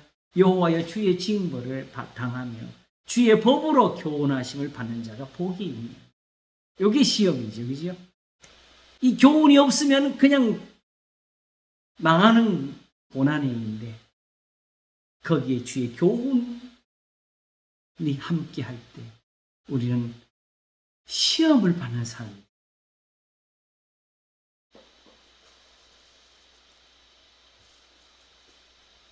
그래서 이 세상에는 그리스도인들만이 갖는 하나님의 특별한 사랑이 있게 되는데 바로 베드로전서 4장입니다. 주여, 이게 이 은혜가 이렇게 예수님에게 있었다고요. 4장 1절. 그리스도께서 이미 육체의 고난을 받으셨으니 너희도 같은 마음으로 갑옷을 삼으라. 이게 뭔 말일까요? 예수님 육체의 고난을 예수님이 내 대신 다 받았구나. 그러니까 나는 이제 안 받을 거야. 우와, 그럼 우리가 안 받아야지. 세상에는 그리스도인이 지금 고난을 얼마나 받고 있는데. 예수님은 고난을 받으신 게 아니고 오히려 그 고난을 이기시고 죽은 자가 살아나셨잖아요. 그걸 본받으라는 뜻이죠. 예수님처럼 미쁘다 이 말이 우리가 주와 함께 죽었으면 살 것이요를 이걸로 갑옷을 삼으라는 거예요. 어떻게 보십시오. 그 후로는 다시는 사람의 정력을 좇지 않고 오직 하나님의 뜻을 좇아 육체의 남은 때를 살게 하려 합니다. 많은 사람들이 여기서 또 거짓말을 해요. 분명히 말하기를 사람의 정력을 좇지 않고 죄를 그쳤으면 옆에는 예수님이 이제 죄를 다 그쳤으면 우리는 이제 죄를 지어도 상관없어 이렇게 해석을 하면서 하나님의 뜻을 해요. 하나님 뜻 어디 갔냐? 하나님 뜻이 뭐냐? 예수님 앞에 절하고 비는 거라고 예배 드리는 거예요. 이런 거짓말을 또 붙이기 시작한다. 제가 직접 이건 설교에서 들은 거예요. 이건 악합니다. 지금 여기서 말하는 게 뭐예요? 3절. 너희가 음란과 정욕과 술 취함과 방탕과 연락과 무법한 우상 숭배를 하여 이방의 뜻을 행한 것이 지나간 때가 족하도다. 이제 그러니까 이제 그만하라는 거지요, 그죠? 이제 해도 된다는 거예요. 이러므로 너희가 저희와 함께 그런 극한 방탕의 다름질을 하지 아니하는 것을 저희가 이상히 여겨 비방하나 저희가 산자와 죽은 자 심판하기를 예비하신 자에게 직구하리라. 이를 위하여 죽은 자들에게도 복음이 전파되었으니 이는 육체로는 사람처럼 심판을 받으나 영으로는 하나님처럼 살게 하려 합니다. 다시 말하면 유대인들처럼 살면은 다 심판을 받을 수밖에 없지만 예수님 말씀대로 순종하여 이 악에서 떠나면 산다는 것을 배워주신다는 거죠. 이게 여기 산자와 죽은 자는 이 살아있는 사람들 속에서 하나님 앞에 생명의 멸류관을 쓰는 사람과 쓰지 못하는 사람들을 두고 하는 거죠. 그리고 결국은 이 말이 이 교훈을 주기 위한 게 7절 만물의 마지막에 가까웠으니 그럼 너희는 정신을 차리고 근신하여 기도하라. 무엇보다도 열심으로 서로 사랑할지니 사랑은 허다한 죄를 덮느니라. 서로 대접하기를 원망 없이 하고 각각 은사를 받은 대로 하나님의 각양 은혜를 맡은 선한 청지기까지 서로 봉사하라. 만일 누가 말하려면 하나님의 말씀을 하는 것 같이 하고 누가 봉사하려면 하나님의 공급하시는 힘으로 하는 것 같이 하라. 이는 범사에 예수 그리스도로 하여 하나님이 영광을 받으시게 하려 함이니 그에게 영광과 권능이 세세계 무궁토록 있느니라. 아멘. 요 교훈 여기 주려고 한 것이고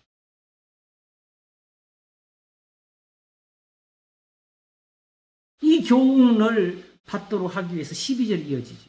사랑하는 자들아 너희를 시련하러 온 불시험을 이상한 일 당하는 것 같이 이상히 여기지 말고 시련이 나오지요. 오히려 이렇게 하면서 고난을 받으라는 거지요. 오직 너희가 그리스도의 고난에 참여하는 것으로 즐거워하라. 그리스도의 고난은 뭐예요? 예수님도 고난받아야 나도 고난받아야지가 아니고 그리스도의 고난은 뭐죠? 부활을 이루는 거잖아요.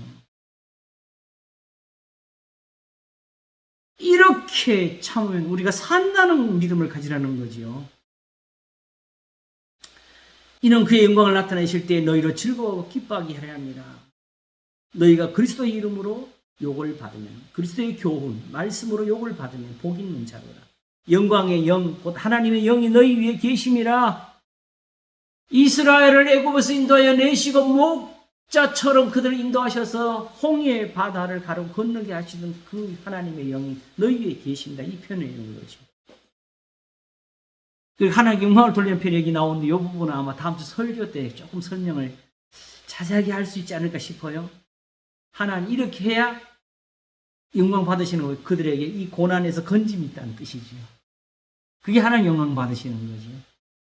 그래서 하나님 집에서 심판을 시작하실 때가 할 때가 되었나니 만일 우리에게 먼저 하면 하나님의 복음을 순종지 않은 자들의 그 마지막이 어떠하며 또 의인이 겨우 구원을 얻으면 경건치 않은 자와 죄인이 어디 서리요. 그러므로 하나님의 뜻대로 고난을 받는 자들은 또한 선을 행하는 가운데 그 영혼을 미쁘신 종을 주게 부탁할지어다. 어떤 선한 것이 무엇임을 내게 보이시나니 여호와께서 내게 구하시는 것이 오직 공의를 행하며 인자를 사랑하며 겸손히 행하는 것이 아닙니다. 그리고 이 공의도 인자도 자기 멋대로 해석하지 말고, 공의라 그러면 거꾸로 지금은 주로 자유주의자들은 세상에서 정의를 말하는 그걸 뺏어가 써먹어요. 그걸 말하는 것이 아니고 오히려 가늠하다 현장에 잡혀온 여인에게 결국은 나도 너를 정죄치 않으니 가서 다시는 죄를 범치 말라는 것. 하나님의 공의.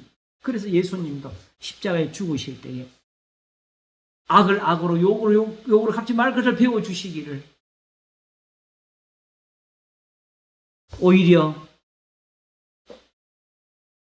고난을 받으시되 욕하지 아니하시고 위협하지 아니하시고 공의로 심판하신 적에 모든 걸 부탁하시면서 아버지여 내 영혼을 아버지 손에 부탁하나이다 하시면서 자기 목숨을 많은 사람의 대속물로 주신 주님, 우리의 본이 되셔서 우리를 살리시려고.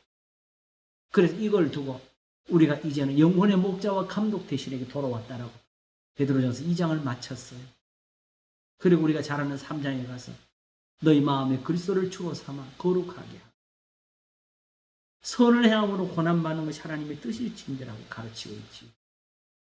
그리고 4장에 와서 이렇게 이 시련을 기쁘게 받으라고 우리를 가르칩니다. 선을 행하는 가운데. 왜 중요한 것이 여기서 이 고난, 이 환난에서 살 수 있는 길은 영혼의 구원, 거룩하게 된 은혜가 없으면 못 산다는 거지요. 그러므로 자기 영혼을 하나님께 맡기라는 소리는 하나님의 교훈대로 의지하라고 하는 뜻이에요.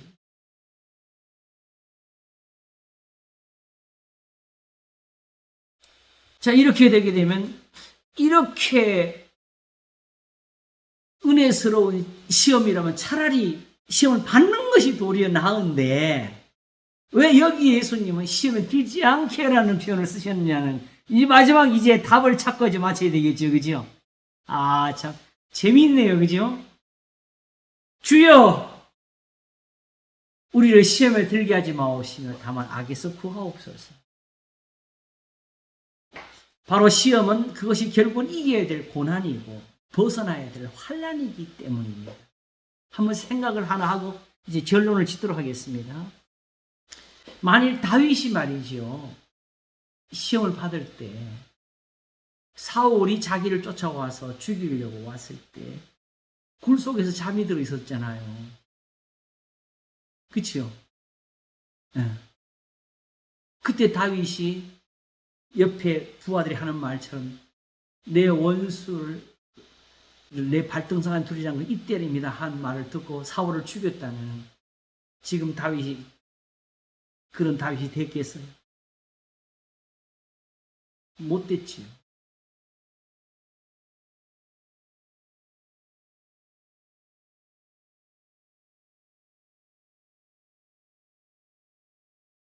그리고 나발이 자기를 모욕했을 때 분내어서 다음 날까지 그 집의 남자들을 한 명 남겨두면 하나님이 나한테 벌을 내리고 또 내리치면 마땅하다면서 자기 부하들을 끌고 다 죽이려고 쫓아가는 도중에 아비가일을 만났잖아요. 그죠? 그 아비가일의 말을 듣고 그 분을 그친 것이 그게 하나님 앞에서 다윗의 연단이 아닌가요?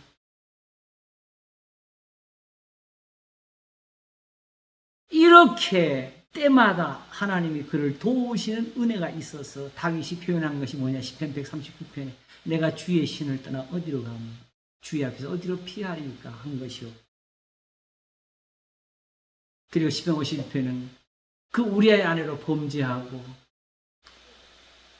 주의 성신을 내게서 거두지 마옵소서라고 하게 됩니다. 이런 은혜를 바래요. 정말 내가 제대로 살지 진짜 하나님 앞에서 걱정이 된다 정말. 나도 왜냐하면 이런 은혜를 얻어야 될 사람. 나 이걸 바라고 있기 때문에. 내가 지켰다 안 지켜야를 자랑하기 위한 것이 아니고 죽기 전에 나를 믿는 자는 내가 하는 일을 저도 할 것이 이보다 큰 것도 아니고 내가 아버지께로 감이라는 그 말씀을 꼭 한번 보고 싶어요. 우리 여기 성도들 위해서 정말 제가 기도하는 하나님의 종이 될 수 있기를 바랍니다. 우리 한상이 건강하시고 다들 가정마다 평안하시고 우리 자녀들을 위해서 기도할 수 있고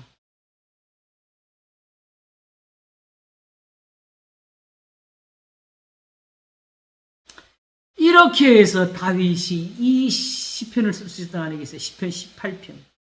거기 서론이 뭐가 되어 있냐면 여호와의 종 다윗의 시. 찾으세요. 제가 읽을 테니까요. 시편 18편 1절. 여호와의 종 다윗의 시. 영장으로 한 노래라면서 여호와께서 다윗을 그 모든 원수와 사울의 손에서 구원하신 날이에요. 다윗이 이 노래의 말로 여호와께 아뢰어 가로되. 이때 이래서 나온 시가 시편 18편이에요. 나의 힘이 되신 여호와여 내가 주를 사랑하나. 이 연단을 받은 사람이 하는 말입니다. 시험을 당한 사람 입에서 나온 말입니다.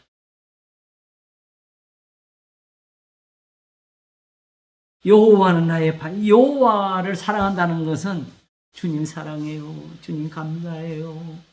하면서 그냥 교회 잘 나오고 예배 잘 참석하고 이런 뜻으로 말한 것이 아니고 다윗은 여기서 뒤에 나오는 하나님 외에 누가 반석이뇨 이 말을 하지요. 하나님의 도는 완전하고 여호와의 말씀은 정미하니 이거 바로 30절 하나님의 도는 완전하고 여호와의 말씀은 정미하니 저는 자기에게 피하는 모든 자의 방패시로다. 이렇게 사람을 교훈하시는 하나님 외에 누가 하나님이냐고. 하나님이 하박국에서도 그렇고 이사야에서도 그러는데 우상을 하나님과 비교할 때 가장 극적인 뭐를 비교하시냐면 저들은 교훈이 없다고 했어요. 그러므로 하나님에게서 교훈을 얻지 못하는 사람은 우상을 섬기는 겁니다.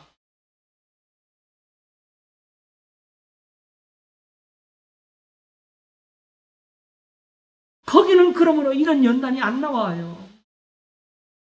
연단을 받았다가 하나님을 이제 알게 됐다는 소리입니다.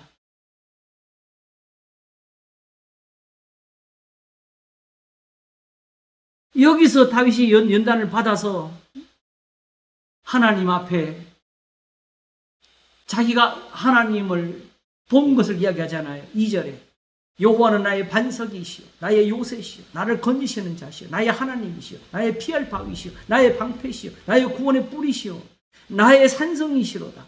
내가 찬송받으실 여호와께 아뢰니 내 원수의 구원을 얻으리로다. 그냥 예배 시간에 할렐루야 하나님 앞에 그냥 말을 만들어가지고 하나님 기분 좋으시라고 좋은 소리 하는 것이 아니고 이건 다윗이 자기가 겪은 거예요. 하나님 말씀으로 인해 가지고 자기가 겪은 구원이었어요. 나는 지금 다윗이 말하기를 내가 찬송받으시 여호와께 아뢰리니 내 원수의 구원을 얻으리라. 우리 요 구절을 띄어가지고 아멘 내가 하나님 앞에 기도하면 하나님 들으실 겁니다 이렇게 하면 그게 내한테 되겠어요? 안 되지요.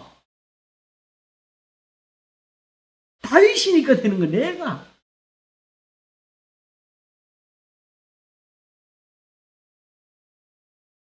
다윗은 왜 이 말 할 수 있어요? 자기는 이 모든 이렇게 해서 그걸 얻은 은혜를 가지고 있잖아요. 그걸 배웠으니까 또 그렇게 살까라 평생을. 시편 23편 끝에 나의 평생에 선하심과 인자하심이 정령 나를 따르리니 내가 여호와의 집에 영원히 거하리로다. 이게 배워져서 이런 거예요. 4절에 사망의 줄이 나를 얽고 불의의 창수가 나를 두렵게 했으며 음부의 줄이 나를 두르고 사망의 올무가 내게 이르렀도다. 내가 너희도 이런 거 당해 봤냐고. 내가 환난에서 여호와께 아뢰면 나의 하나님께 부르짖었더니 저가 그 전에서 내 소리를 들으시며 그 앞에서 나의 부르짖음이 그 귀에 들렸도다. 그래서 세상에서는 볼 수 없는 구원이 나타났는데 이에 땅이 진동하고 산의 터도 요동하였으니 그의 진노를 인합니다. 저희가 재앙의 날에 내게 이르렀으나 여호와께서 나의 의지가 되셨도다. 나를 또 넓은 곳으로 인도하시고 나를 기뻐하심으로 구원하셨도다. 여호와께서 내 의를 따라 상 주시며 내 손의 깨끗함을 조차 갚으시. 이게 이런 표현이, 이런 구원이 나왔다는 거지요. 요걸 쓸 수 없는 사람들은 다윗의 이 말을 쓸 수가 없어요.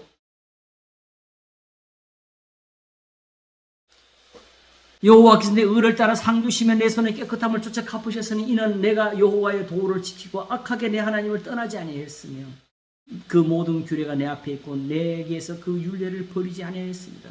여기서 한 가지. 다윗이 이렇게 하나님의 은혜 속에 살 때 다윗에게 죄가 없었겠어요? 내 죄가 내 머리털보다 많도소이다 하는 사람이 받은 은혜입니다.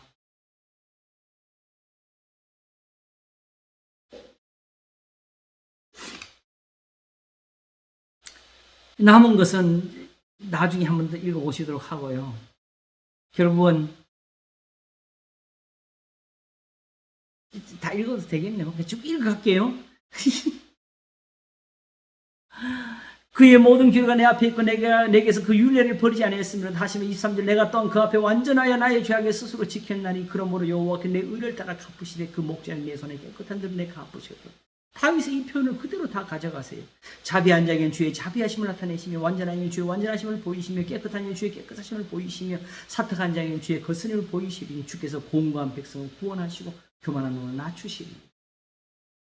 이건 다윗이 지금 자기가 하나님 앞에서 행한 것, 자기 원수들에게 갚아주시는 걸 보면 한 이야기인데 악한 사람들 이것도 자비한 자는 주의 자비하심을 나타내시며 하는 걸 어떻게 해석하냐게 되면 야 네가 자비하냐?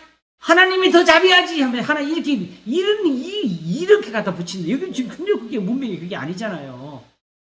진짜 악하게 살지 말자고. 그런 사람은 영원히 하나님의 이 은혜를 못 봅니다. 그 결국 거짓말을 계속 가르쳐야죠. 29절 주께서 나의 등불을 켜시며 여호와 내 하나님이 내 흑암을 밝히시리이다. 내가 주를 의뢰하고 적군에 달리며 내 하나님을 의지하고 담을 뛰어넘나이다. 이 모든 것에서 왔냐? 하나님의 도는 완전하고 여호와의 말씀은 정미하니 여호와 외에 누가 하나님이요 우리 하나님 외에 누가 반성이요. 여호와를 말할 때는 항상 신의 산으로 가서 듣는 그 말씀입니다. 하나님은 거기서 목소리 외에는 들리지 아니하셨어요.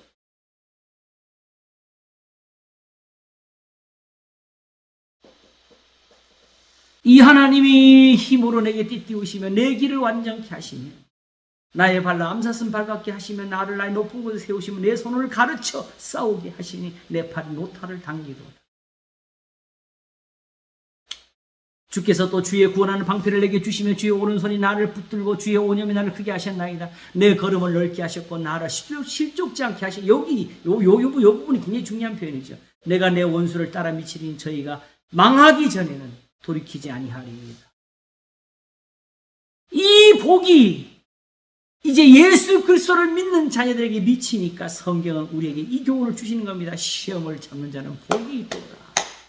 이것에 옳다 인정하시고 받은 후에 주께서 자기를 사랑한 자에게 약속하신 생명의 물을 얻을 것입니다. 너도 다윗처럼 될 수 있다고 가르치는 거지요. 내 사랑하는 형제들아 속지 말라. 야고보서 1장입니다. 이제 내가 좀 시간이 좀 급해지니까 막 가는 거지. 야고보서 1장 16절에 내 사랑하는 형제들아 속지 말라. 각양 좋은 은사와 온전한 선물이 다 위로부터 빛들의 아버지께서 내려오나니 그는 변함도 없으시고 회전하는 그림자도 없으십니다. 그가 그 조물 중에 우리는 천열매가 되게 하시려고 이스라엘을 어떻게 이스라엘을 만드셨느냐? 자기의 뜻을 좇아 진리의 말씀으로 우리를 낳으셨느니라. 이스라엘이 이스라엘 된 거는 하나님의 말씀으로, 진리의 말씀으로 된 거예요. 그러므로 진리의 말씀, 어떤 진리의 말씀? 내 사랑하는 형제들아, 19절입니다. 너희가 알거니와 사람마다 듣기는 속히하고 말하기는 더디하며 성내게 더디하라. 아, 내가 제일 안 되는 게 여기인데 사람의 성내는 것이 하나님의 의를 이루지 못합니다. 그러므로 모든 더러운 것과 넘치는 악을 내어버리고 능히 너희 영혼을 구원할 바 마음의 신김도를 오냐마로 받으라. 누구든지 스스로 경건하다 생각하며 자기 혀를 재갈 먹이지 아니하고 자기 마음을 속이면 이 사람의 경건은 헛것이라. 예배는 다 헛것이다. 이렇게 하면 하나님 아버지 앞에서 정결하고 더러움이 없는 경건은 곧 고아와 과부를 그 환난 중에 돌아보고 또 자기를 지켜 세속에 물자 이것이니라. 이게 바로 우리를 시험하시는 하나님의 은혜입니다. 그래서 이것이 이제 히브리서 12장으로 가겠습니다. 1절. 이러므로 우리의 구름같이 둘러싼 허다한 증인들이 있으니 모든 무거운 것과 얽매이기 쉬운 죄를 벗어버리고 인내로서 우리 앞에 당한 경주를 경주하며 믿음의 주여 또 온전케 하시는 예수를 바라보자. 예수님 우리를 온전케 하시는 분이에요. 저는 그 앞에 있는 즐거움을 위하여 십자가를 참사 부끄러움을 개의치 아니하시더니 하나님 보좌 우편에 앉으셨느니라. 이게 그리스도의 고난에 참여하는 거예요. 이렇게 예수님처럼 이렇게 되기 위해서. 너희가 피곤하여 낙심치 않기 위해 죄인들이 이같이 자기에게 거역한 일을 삼으신지라 생각하라. 너희가 죄와 싸우되 아직 필비까지는 대항치 아니하고 또 아들들의 권한같이 너희에게 권면하신 말씀을 잊어도다면서 잠언이 나오지요. 내 아들아 너 주의 징계하심을 경히 여기지 말며 그의 꾸지람 받을 때 낙심하지 말라. 시편 94편 다윗의 모세의 기도가 이걸 또 가르쳤지요. 이게 복이 있는 거라고. 주께서 그 사랑하시는 자를 징계하시고 그의 받으신 아들마다 책지질하심이라 했으니 너희가 참으면 징계를 받기 위함이라. 하나님의 아들같이 너희를 대우하시는 어찌 아버지가 징계하시는 아들이 있으리요. 징계는 다 받는 것이거늘 너희에게 없으면 사생자여 참 아들이 아니라. 또 우리의 육체의 아버지여 우리를 징계해도 공경하였건 하물며 모든 영이 아버지께 더욱 복종하여 살려하지 않겠느냐. 저희는 잠시 자기의 뜻대로 우리를 징계하였거니와 오직 하나님은 우리의 유익을 위하여 그의 거룩하심에 참여케 하신. 이제 읽기만 해도 잘 들어오시지요. 11절 이제 갑니다. 무릇 징계가 당시에는 즐거워 보이지 않고 슬퍼 보이는 후에 그로 말미암아 연단한 자에게는 의의 평강한 열매를 맺나니. 여기서 아브라함도 나오고 이삭도 나오고 야곱도 나온다고 요셉도 나온다고. 그러므로 피곤한 손과 연약한 무릎을 일으켜 세우고 너희 발을 위하여 고든 길을 만들어 저는 다리라. 이거 어그러지지 않고 고침을 받게 하라. 모든 사람으로 너로 화평함과 거룩함을 쫓아라. 이것이 없이는 아무도 주를 보지 못하리라. 마지막 날뿐만 아니라 지금 이 세상에서 지금 이 고난받는 사람들이 받기를 원하는 그 고난에서 벗어나는 은혜를 이렇게 표현한 겁니다. 결국 하나님이 하시는 일은 골로새서 1장 가겠습니다. 21절 찾아보세요. 제가 읽겠습니다. 바로 전에 악한 행실로 멀리 떠나 마음으로 원수가 되었던 너희를 이제는 그의 육체의 중으로 말려 화목하게 하사 뭐하려고 너희를 거룩하고 흠없고 책망할 것이 없는 자로 그 앞에 세우고자 하셨으니 만일 너희가 믿음에 거하고 터 위에 굳게 서서 너희 들은 바 복음의 소망에서 흔들리지 않으면 그리하리라. 이 복음은 천하 만민에게 전파된 바요 나 바울은 이 복음의 일꾼이 되오느라. 그 복음 가지고 뭐 하는 거지요? 바로 28절 우리가 그를 전파하여 각 사람을 권하고 모든 지혜로 각 사람을 가르치면 각 사람을 그리스도 안에서 완전한 자로 세우리 함이니 이를 위하여 나도 내 속에서 능력으로 역사하신 자의 역사를 따라 힘을 다하여 수고하노라. 이 뜻을 알기를 원하면은 바로 뒤에 2장과 3장을 끝까지 읽으면 돼요.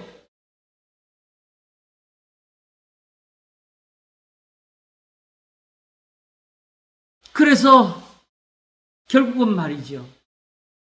이제 답을 정리하겠습니다. 시험에 든다는 의미는 뭐냐 하게 되면요. 이 시험을 이렇게 이겨서 나와야 되는 건데, 그치요? 네. 그대로 빠져가지고, 그냥 망하는 게 시험에 드는 거예요.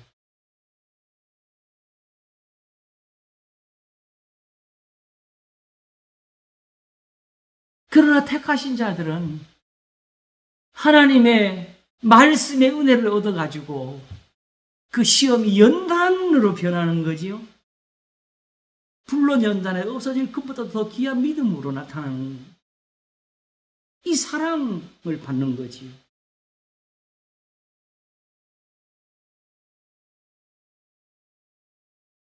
그래서 시편 143편에서 여호와여 속히 내게 응답하소서 내 영혼이 피곤하니이다.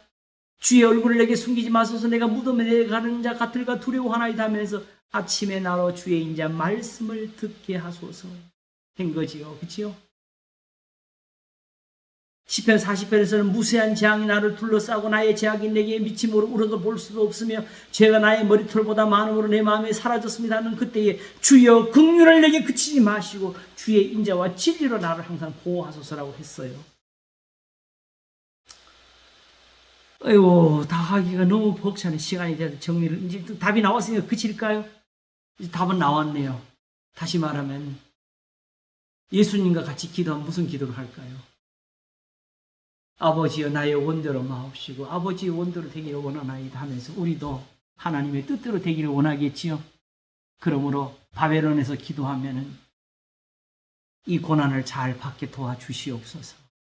여기서 악을 행치 말게 하소서. 선을 행하고 하나님께 기도하게 하소서. 내게 나와 부르짖으라 하셨을 때 하나님이 무슨 기도를 원하셨겠어요? 거기서 나를 가르치소서. 깨닫게 하소서. 이 기도를 원하셨겠죠. 그렇죠?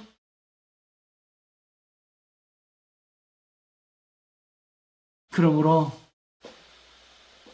시험이 있는 세상에서 하나님의 이런 도우심이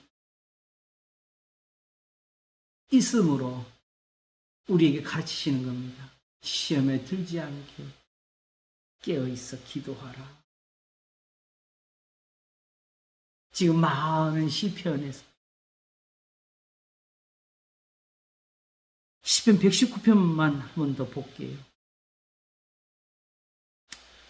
우리 한번 찾을까요? 요것만 보고 이제 마치겠습니다. 64편, 64절. 시편 119편 64절 한번 보겠습니다. 주여, 오늘 조금 늦게 시작해서 조금 늦게 끝나네요. 시간은 평소만큼 한 건데 한번 보겠습니다. 119편 64절. 자, 제가 읽겠습니다. 여호와여 주의 인자하심이 땅에 충만하여 싸우니. 와우, 충만한데 왜 우리가 이렇게 이걸 못 만지지? 주의 율례로 나를 가르치소서. 예, 보세요.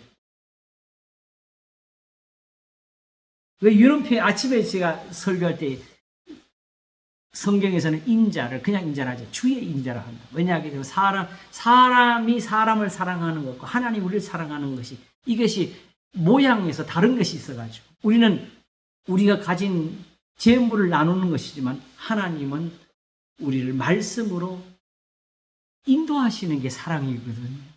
왜? 그게 구원이고 그게 건짐이 되니까. 그러니까 주의 인자하심이 땅에 충만하였으니 하나님의 능력이 모자라는 게 아니니까 주의 율례만 주시면 됩니다라는 뜻이에요. 여호와여 주의 말씀대로 주의 종을 선대하셨나이다. 보십시오. 여기시 연단을 받고 이 말을 하는 거예요. 내가 주의 계명을 믿어 싸우니 명철과 지식을 내게 가르치소서. 고난당하기 전에 내가 그릇 행하였다. 이제는 주의 말씀을 지키나이다. 이 고난이 기회야, 기회. 주는 선하사 선을 행하시오니 주의 율례를 나를 가르치소서. 교만한 자 거짓을 지어 나를 치하여 싸우나 나는 전심으로 주의 법도를 지키리다. 저희 마음은 살쪄 지방 같은 나는 주의 법을 즐거워하나이다. 고난당한 것이 내게 유익이라. 이로 인하여 내가 주의 율례를 배우게 되었나이다. 38년 된 병자가 베데스다 목가에서 고침을 받아도 마지막 주님 앞에 이 말씀을 듣지를 못하면 저는 아직 다 된 것이 아닙니다. 보라, 네가 나았으니까 더 심한 것이 생기지 않도록 다시는 죄를 짓지 말라를 배워야 사는 거예요. 진짜 마지막까지. 그래서 사도 바울도 내가 그리스도와 그 부활의 권능과 그 고난의 참여함을 알리하여 어찌하여 죽은 자 가운데 부활하여 이르려 하느니 내가 이미 얻었담다니 온전히 이루었담다니라. 오직 내가 예수 그리스도께 잡히마 된 것을 잡으려고 쫓아가노라. 형제들아, 나는 아직 잡은 줄을 여기지 아니하고 오직 하나님 위에서 부르신 부름의 상을 위하여 표대를 향하여서 쫓아가노라. 오직 누구든지 누구든 온전히 이루었다는 사람은 이렇게 생각하라고. 그럼 아직 이 생각이 안 드는 사람은 이룬 것도 없는 거지.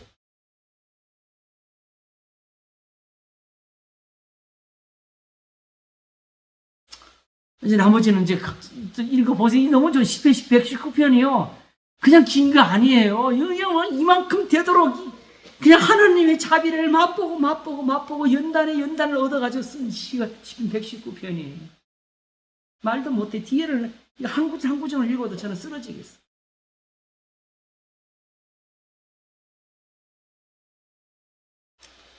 이제 여기서 정리하겠습니다. 아까 시편 이제 베드로전서 4장 에서 7절에 이 말씀이 있었지요.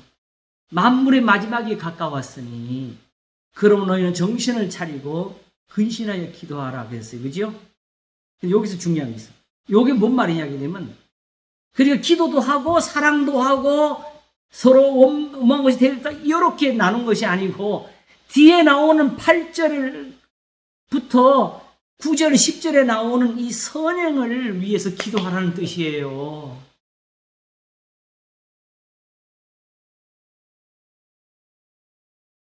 이게 바로 예수님이 시험에 들지 않게 기도하라는 그 의미입니다.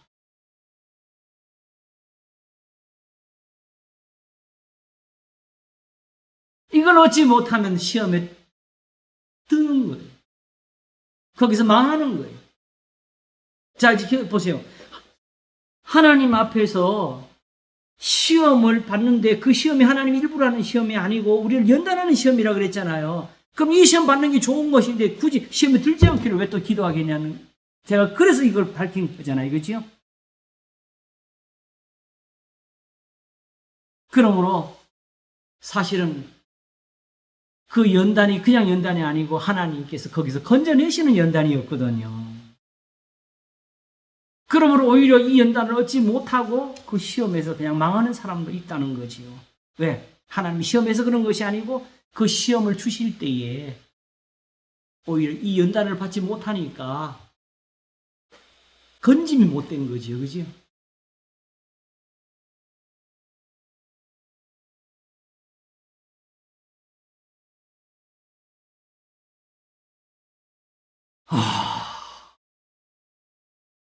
두려운 복입니다. 두려운 복이.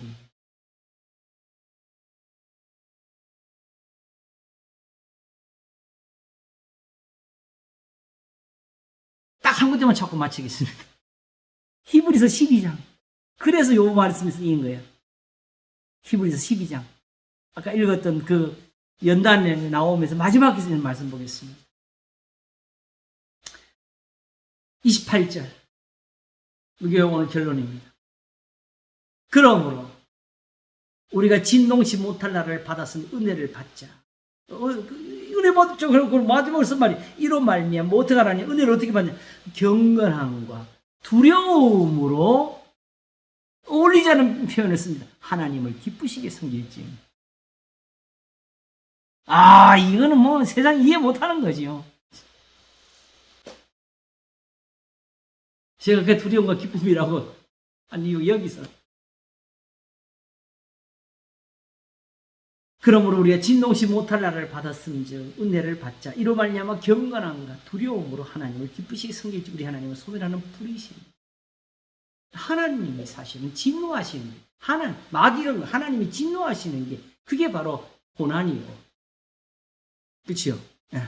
그게 바로 근데 거기에 하나님의 말씀이 더해지네요. 그게 시험이 되는, 시험으로 표현해서 우리를 연단시키는 겁니다. 연단으로 가는 겁니다. 이 연단을 얻지 못하면 그냥 그 시험에서 쉽게 말하면 드는 사람, 빠지는 사람, 망하는 사람이 되는 거지요. 그러므로 요 말씀에서 이제 기도를 배우시면 되겠지요. 은혜를 받자. 이로 말미암아 경건함과 두려움으로 하나님을 기쁘시게 섬기지. 거기 받는 은혜는 바로 13장. 그죠? 학대반을 생각하라. 혼인을 기이 여기라. 돈을 잃는 바를 족한 줄 알라 하시면서 나누기를, 베풀기를 원하시는 사랑. 예수 그리스도는 어제나 오늘이나 그렇게 영원토록 동일하셨습니다. 구약의 성도들은 이미 그렇게 그리스도를 섬기는 사랑에서 살았습니다. 감사합니다. 우리 기도가 있네요. 그죠? 기도가 이렇게 있는 거야. 이제 말 많이 하는 기도가 아니고 하나님께서 선물로 주시는 기도가 있습니다. 시험에 들지 않도록 기도하라고 하신 것이었습니다. 기도하겠습니다. 하나님 아버지, 우리를 시험에 들게 하지 마옵시고 다만 악에서 구하옵소서. 우리의 받는 고난이 오히려 유익이 되도록 우리를 가르치시고 우리를 인도하셔서 전심으로 주의 뜻을 행하도록 도와 주시옵소서. 하나님이 경건한 자를 택하신 것은 이 은혜를 주시기 위함입니다. 저 이스라엘이 누렸던 은혜, 물과 불을 통행하였더니 풍부한 곳에 들이신 그 은혜, 그 사랑, 오늘도 그리스도 예수를 믿는 사람들에게 주셨습니다. 오늘날 우리가 듣는 이 말씀, 이 사랑, 이 은혜에 있는 것을 알고 감사히 받게 하소서. 감사하고 우리 주 예수 그리스도 이름으로 기도하옵나이다. 아멘. 할렐루야. 감사합니다. 또 좋네요, 그지요? 예. 네, 감사합니다. 잘 정리해 주셨어요. 정말 들여다보면 우주만큼 깊어지네요, 그지? 감사합니다. 다들 평안하세요. 네, 감사합니다. 감사합니다. 예, 다음 주에 뵙겠습니다.